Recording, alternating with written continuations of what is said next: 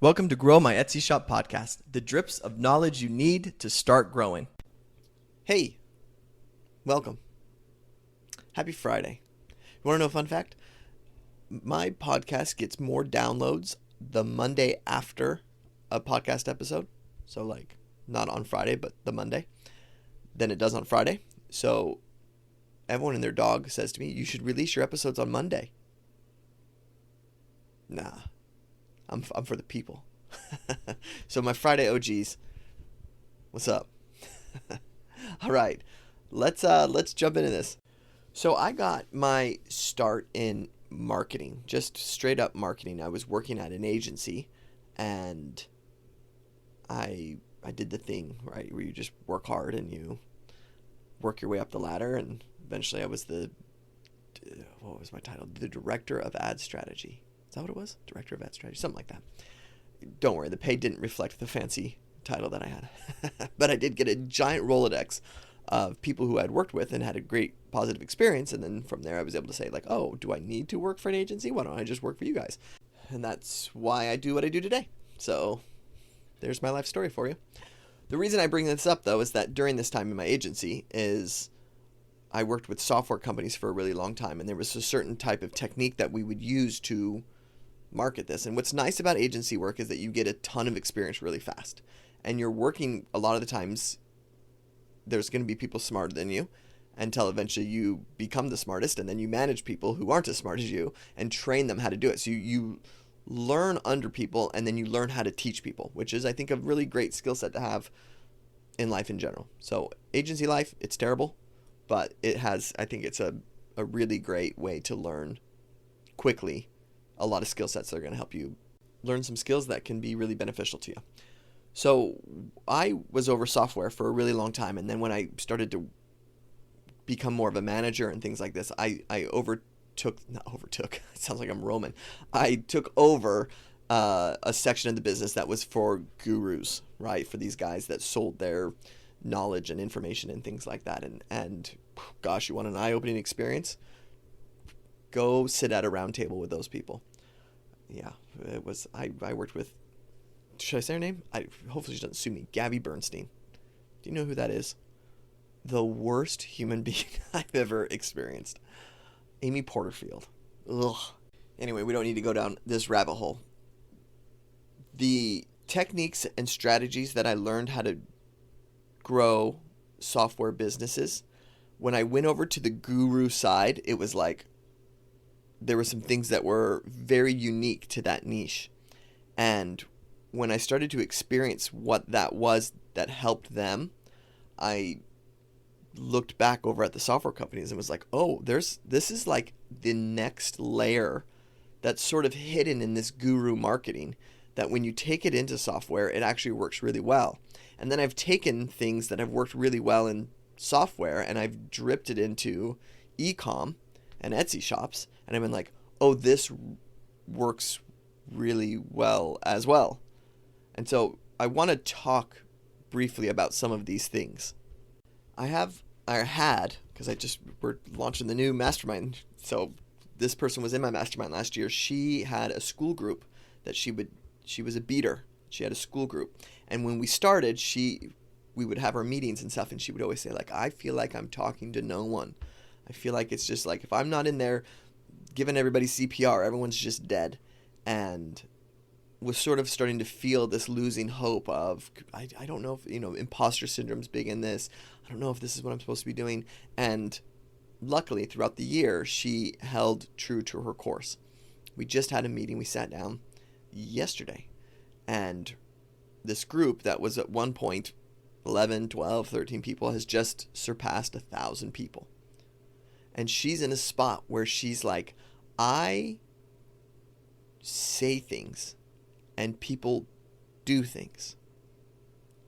Like, I can say, hey, I have this thing that's opening up, and people are like, I just bought it. Me too, me too, me too. She's like, I have this influence that I never imagined I would be able to have, and it's changed the way that I sell things. Like, I don't really focus on my email list anymore because this is such a better way to sell and be involved and yada, yada, yada. One of the things that I learned working with gurus that I then swung into software, that I then swing now into e-com and Etsy shops, is that people buy from people they trust. This is a proven over and over again. If you are looking for a product and your friend says to you, this is a good product, you will give that product attention. Unless you think your friend's a bozo, then you won't. But if you're looking at someone's white teeth and you say to them, where'd you get your white teeth? They can say, oh, XYZ. If you're looking at Chris Pratt's white teeth and then he gets on and says, hey, you want to know why my teeth are so white? This. If you love Chris Pratt, you're going to look it up. If you don't love Chris Pratt, you could care less. What made the difference? He has white teeth. One person follows, one person doesn't. It's the trust that's there. We buy from people we trust. Now it goes even deeper, and this is where that guru stuff comes in. It's the admire, relate to, or aspire to be like. So I want to take each one of those principles. Let's move them away from the guru space, and let's move them into an e-com space. So here's what we know. People buy from people they trust, admire, relate to, or aspire to be like. Now, does this mean that we go to our Etsy listings and we post ourselves and chit-chat about ourselves? I've spoken about this a lot. The reason we share information about ourselves is so that we can build those 4 pillars, not so that we can just take a second to brag and tell them why we're great. Nobody wants to hear that, especially from, that's my drum roll, a stranger. So if all of a sudden I feature in someone else's podcast and I just start to talk about myself forever, it's like, okay, cool beans, bro. I don't care. Like, what do you got for me is where we're at. And when someone shows up to your listing, they're going to have a similar thought, like, cool beans, bro. What do you got for me? It isn't until someone has said, oh, I'm interested in this product, that then you start to go, I got to tell you a hysterical story. You ready for this? When I was in Mexico, I lived abroad after I sold my business for years. And one of the spots I lived in was in Puerto Vallarta, Mexico. And I have 4 kids at the time. This is important to the story. And I say to my wife and I are talking, we're like, hey, why don't we close shop? I'll get a vasectomy, we'll close shop here. So I chit-chat with some people, they're like, yeah, you should go see this guy. He can do it. So I just showed up. It was a walkable place. It's kind of how we lived. You just kind of walk around. I walked by the place, like, oh, I'm going to go talk to this guy. So I walk in his defense, this is it's not an appointment, but I walk in and the guy is a dentist. And so I'm looking around and I'm like, this is dental equipment. This isn't vasectomy equipment. So we start chatting. And I let him know, like, oh, I was told that you do vasectomies and I wanted to kind of consult and talk about this thing. And he goes, I'm not kidding. This is a true story. He leans back in his chair and he opens up a drawer and he goes, yeah.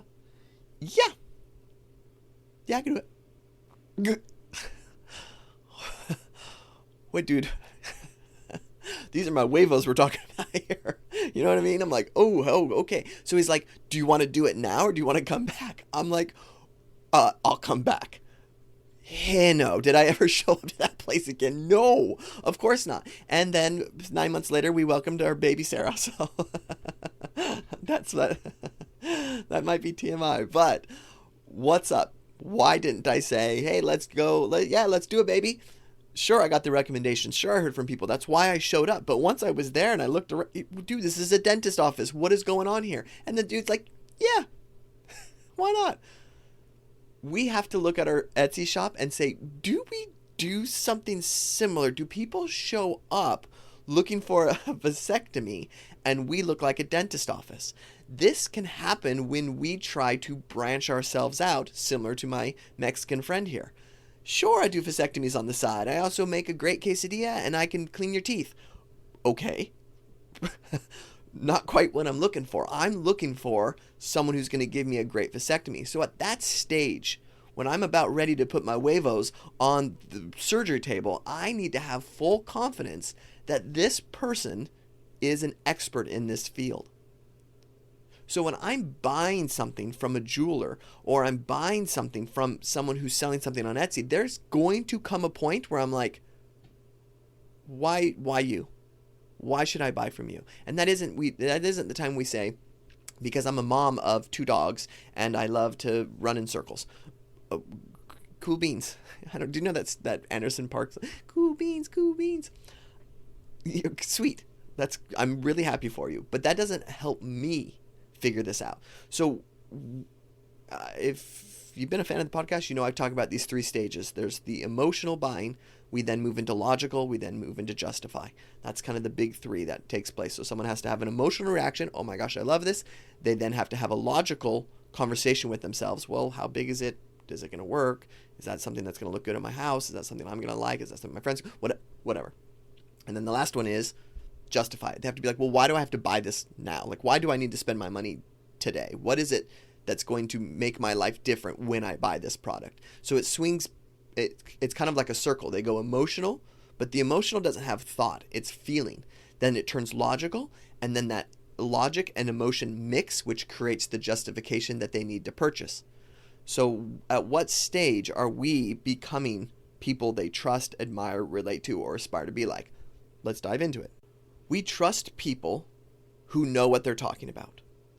So this means that when you create your listings, you need to know what it is that you're talking about. Now, this goes even deeper. I've shared this. If you can get to the spot that you're reading their mind, meaning you're answering questions before they ask them, that's when you get the sale. So I would say like the bar that you want to hit is, yeah, someone should get done with my listing and be like, oh, the person who created this listing knows what they're doing. Like this is the type of pictures I wanted to see. It looks like it's well made. It looks like they know how to photograph it well. Like all of those things are taking place, because what you don't want to do is walk into the dentist office and look around and think that is not something you would use for a vasectomy. But that's where that distrust comes in. So as long as they're going through that list, that's minimum bar. Now our expert bar is when we answer the questions before they think of them, meaning we read their mind. So they get to a spot and they're like, oh, that's a really good question that's being presented, or that's a really great answer, because I guess I do have that question. I just didn't hit that spot in my brain yet. A really good salesman is going to know how to do that. A really great landing page is going to know how to do that. A really great product page is going to know how to do that. It's going to speak to the person. How do we gain trust? It's when the person feels like you understand them. I've said this before. When some people will avoid certain angles of their product. So they'll take I'll go through a listing or whatever, and I'll be like, oh, I don't know what it looks like on the back. And they're like, well, it's just not much going on back there. And I'm like, okay, sus. Let me see it. That makes me want to see it even more. This is why so many people jump down to reviews and look at pictures of actual products. This is why I teach. If someone is posting pictures of your product, put them in your listing. Because we all know what a staged product looks like, but what does it look like in real life? And if you're willing to show that, that builds trust. And it's that trust that's winning someone over. Now, when we get into admire, relate to, or aspire to be like, in the guru space, this is very much people telling their origin stories. Oh, I was once like you. I was once this broke Etsy shop that I was trying to make ends meet, and I was throwing spaghetti on the wall, but then I found this secret thing, this thing that no one had told me. I'd watched hours of YouTube videos, and then I found this little crack, and when I explored that, my Etsy shop blew up, and now like a rocket, I'm living the dream. I'm on the beach. I'm drinking martinis. I'm laying out. This is my Etsy shop runs itself. It's amazing. And then you're like, oh my gosh. And then it's like, let me show you. Right? I got that middle. Now you come back here. Let me show you the journey. Let me show you how to get there. Then you enter into a funnel that low commitment funnel. Like, oh, hey, watch this video or do this thing. And then that video just itches enough. It's called itch and agitate. Agitate and itch. That's what it is. Agitate and itch. Meaning that you're supposed to be like creating a pain in them that they weren't necessarily having at that exact moment. So it's like you're agitating it. Like, oh my gosh, don't you want this life? Don't you want this life? And they're like, yes, yes, yes. And then you just feed some gold nuggets here and there, but it's nothing that's going to make their life altered or anything like that. And then it's like, oh, but behind this is where everything is. And then you take them there, and then it's like, oh, actually it's behind this where everything is. And that's your funnel for most of the guru stuff. Now, you can go on YouTube today and see most people are doing this. They use that FOMO, right? Oh my gosh, my store is blown up. I've got all this money. This is how I did it. It's an amazing thing. The reason that they're doing that is that is the destination of what somebody wants. And so then they click, and then they walk through some stuff, and they're just trying to get your attention and watch you engage with them, and then from there it moves on. So in most people's what's the word? To defend most people, they don't know what they don't know that they're doing that. They just see other people doing it and they're copying it. But the people who are really good at it, those are the ones you have to be careful about. Okay. Why did I just go down this big rabbit hole? I guess my rabbit hole is to say this admire, relate to, aspire, and be like is what a guru is trying to get through the relatability side. From an Etsy standpoint, you don't need to be relatable, like I'm just like you. You just need to present your products in a way that makes someone say they are an expert in this. And then you've heard me, I've shared this, it was in a recent episode I talked about, you can share a story, but the story is your vision, not your about. Your vision, this is what I'm trying to create. Because someone can back that and trust that and get behind that. And again, you are looking for ways to build trust. This can sound manipulative. Oh, I'm trying to get people to trust me. But it's like, right, are you a trustworthy person? And if the answer is like, well, yes, I am good at this. I do know a lot about this. I do genuinely can help people. Then it's like, great, then let's make that something that is part of your brand.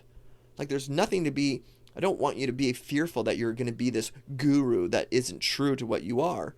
You just are going to be what you are. In fact, a lot of Etsy sellers have this ability.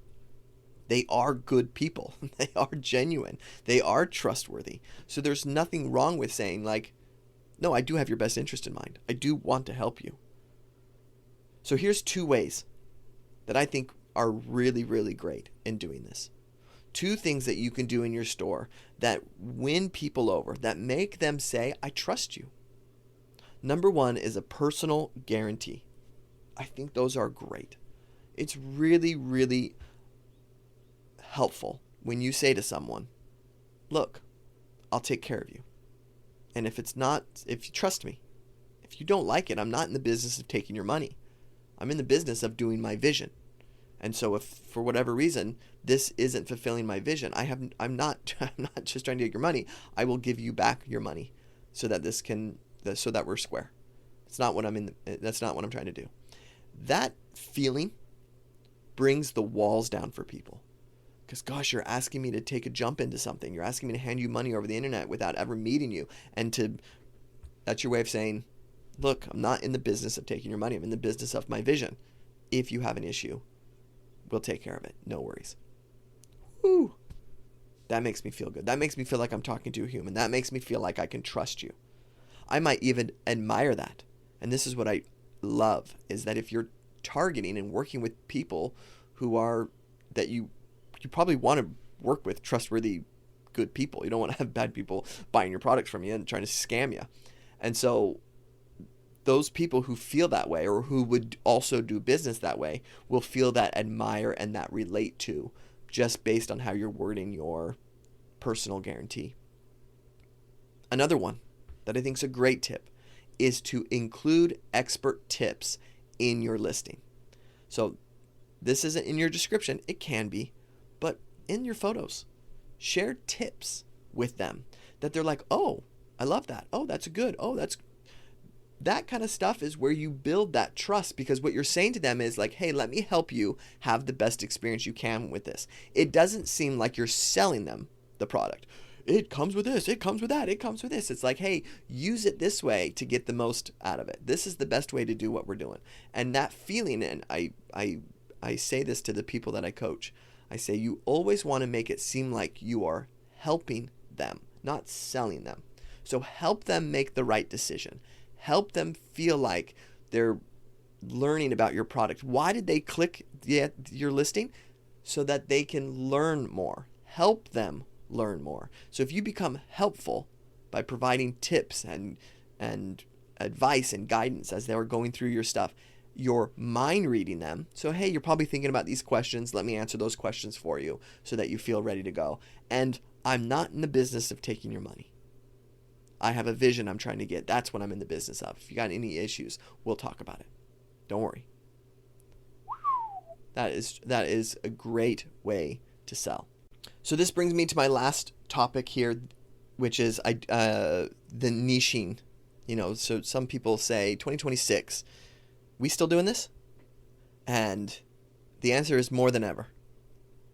Now, I have seen shops, I would say 30% of shops do this, where they over niche, where they're so scared to step outside the boundaries of what they currently have that they just keep creating the same product over and over and over again. That's not what Etsy's set up to do in 2026. And so there was a time that did work better for us.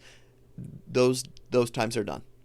It is time to diversify your keywords, which means that you have to understand the difference between a target audience and a niche. A target audience is a group of people who have multiple interests, and a niche is one of those interests. So let me go 2 different examples here. Let's just say you are a POD store. You are targeting nurses. So you start making shirts and things, funny sayings that nurses think about or say, or just little quirky things that if another nurse saw a nurse wearing that shirt, they would recognize that they're a nurse because that's what they truly are doing. That's why they would buy that. You also want to then say, all right, well, are there going to be people who have nurse friends and want to buy them a gift? And so you're like, okay, I want to make a section of my store that targets people who are buying for gifts for nurses and things like this. And then what happens is at that point you have a fork in the road of different direction you can go. One direction is, and this is what I would have you do first, is to say, who's coming to your Etsy shop? The answer is nurses and friends of nurses. So then you say, what else does a nurse need? Well, they're buying shirts. Is there something else that we can just introduce? Why do we think that way? Because nurses, if you think of it like a physical store, you were sitting there and nurses are walking by your shop and coming in. And so you're not attracting the punk rocker upstairs. You're not attracting You're not attracting the soccer mom that's walking over here. Nurses is who's coming in. And so you're going to naturally say, well, do you like my shirts? We love them. How about you guys all wear lanyards? How about if I put some of the stuff that you love about my shirts on the lanyards? Or those little ID cards that they have, or that little zip, zip, zip, zip thing that they connect where they beep their card or whatever. You guys are into this kind of stuff. You guys like scrubs. Maybe we go this. You guys put hair scrunchies in your, whatever it is. Off you go. You start going this, pens. That's the way that you hit that niche that's coming in. You know what it is. You've learned the type of sayings that they like, the things that make them laugh, the things they're willing to invest their money into. Why don't we diversify that product a bit? That's the term. So the question is, do I keep making more nurse shirts? Sure, but there's going to be a point where it stops working. Because Etsy already knows what it is that you're selling. They already know what your bestseller is, and that's what they're promoting in the search. So it doesn't do you any good if you just make another 50 nurse shirts. You already have it. Diversify. Bring it out. So then once you go through this diversification of your product and start getting some stuff out, and you might get some other things that, oh, that's now 10% of my sales is coming from pens. Oh, I got 17% of my sales are now coming from scrub tops. Oh, you've added income of people who wouldn't have bought your shirt but are now buying other things, or they're cross-selling. So they're buying a pen and a shirt, or they bought a shirt and they come back and buy a pen, or someone from the gift section actually prefers to buy pens over shirts, and so now your pen section is blowing up. That kind of stuff. You then start to say, all right, what is the closest thing to a nurse? And you try to rinse and repeat. So in our scenario here, we could look at doctors, maybe physical therapists, even better, dental hygienists.